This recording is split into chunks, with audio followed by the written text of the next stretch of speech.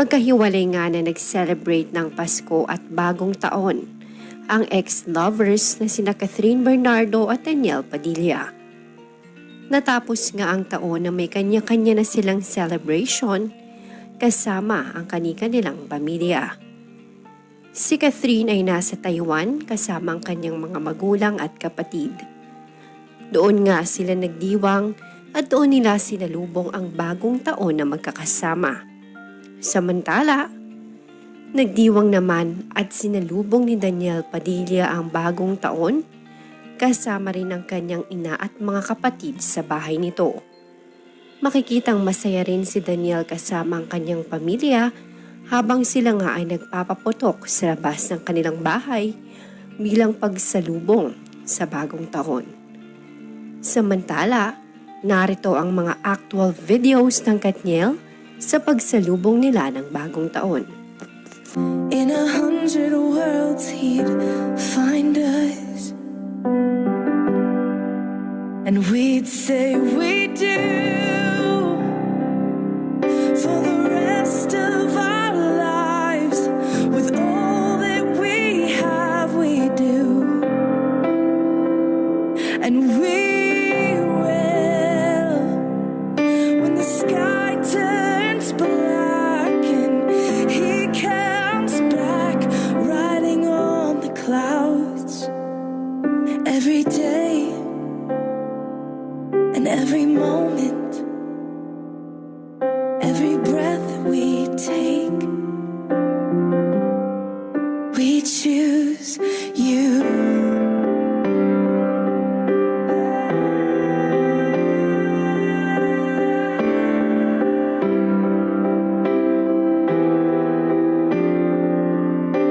Look into my eyes, dear.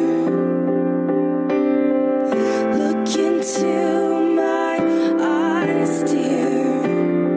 'Cause this is where it starts. Yes, this is where it starts. I'll give you my whole heart for my whole life.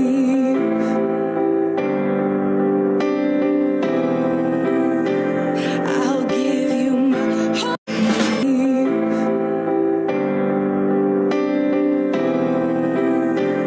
I'll give you my whole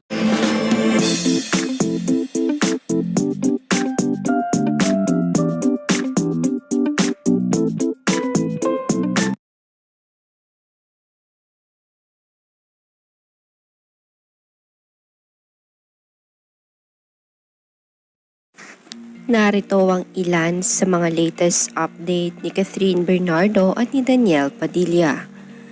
Alam natin na kamakailan lamang ay naging maingay ang hiwalayan ng dalawa at ngayon ay payapa na nga ang mga fans ng Katniel dahil tanggap na nga nila kung ano ang naging desisyon ng dalawa. Pero sa mga hindi gaanong updated at nakakapag-social media dahil dumaan nga ang holidays, narito ang ilan sa update nila sa kanilang mga social media accounts. Ito ang latest post ni Catherine sa kanyang Instagram account na kung saan minimake-upan niya ang isang magandang batang babae. Ayon nga sa naging caption ni Catherine, ay gusto rin daw magpa-makeup ng nasabing magandang batang ito. Kaya naman, binigay niya ang kahilingan ng nasabing bata at minake-upan niya nga ito at nilagyan na rin ng lipstick. Kung makikita niyo sa video ay tuwang-tuwa ang bata dahil napagbigyan nga siya sa kanyang kagustuhan ng kanyang tita Chat. Ayon nga sa caption ni Catherine, I want makeup too, tita Chat. Kung titignan naman natin ang likes ni Catherine at kung isi-search natin kung nakalike ba dito si Daniel Padilla, ay makikita natin na approve nga. Nakalike ito sa latest post si Catherine sa kanyang Instagram account.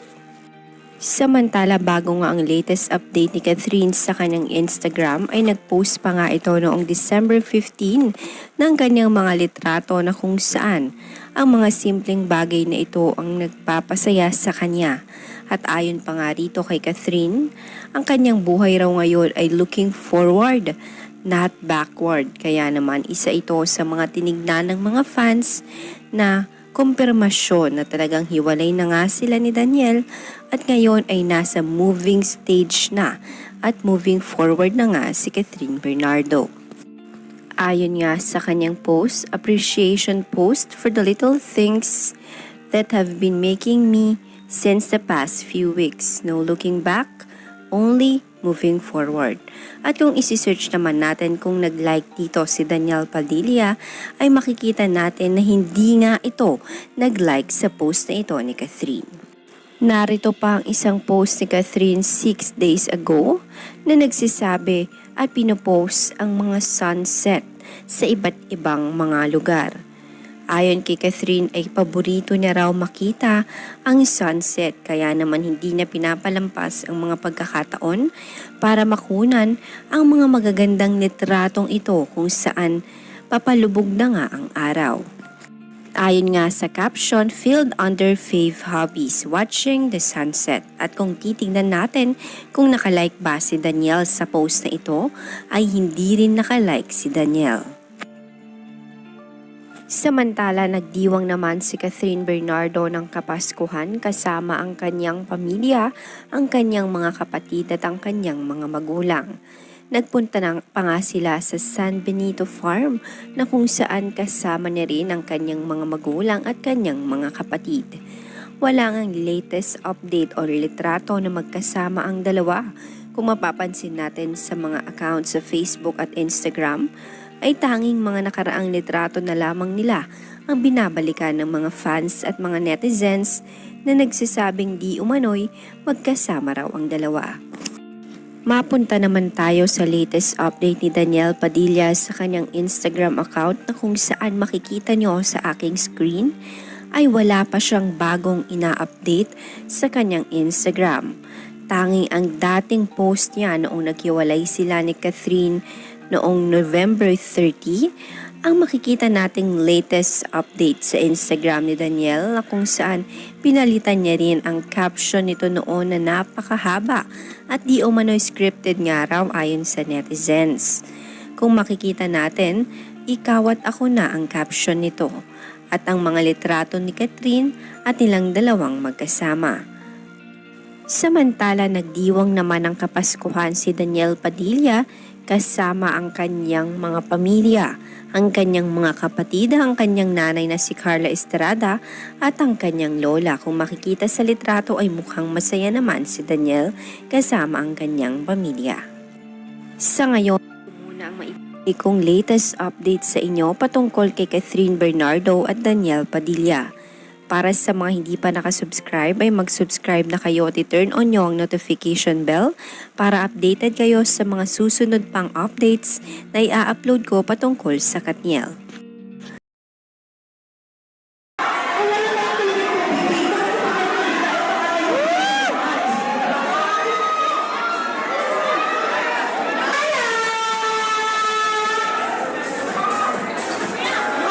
Ayan, pwede yan sa social media.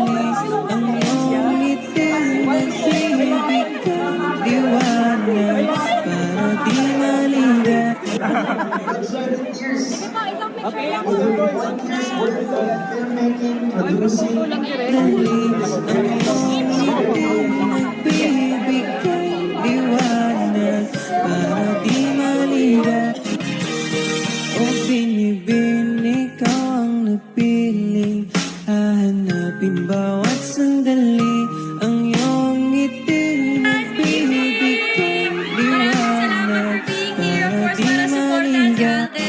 excited to see it. From Going Pulilit days, talaga namang nandirito kayo. Tatlong mga successful girls, Julia, Miles, and Catherine, di ba? Anong feeling na talaga namang, syempre after all, talagang merong bagong pelikula si Julia. Ito rin kasi ang kanyang comeback, Catherine. Ayun na nga, comeback movie, so bawal namin ma-miss to. Matagal na itong naka-block off. And alam ko na kung gaano ka-excited din si Jules for this movie as well as Alden. So it's their time now. Bigay natin yung suporta na kailangan nila. And yeah, tomorrow, bukas na, sabay-sabay tayo manood ng 5 Breakups and a Romance.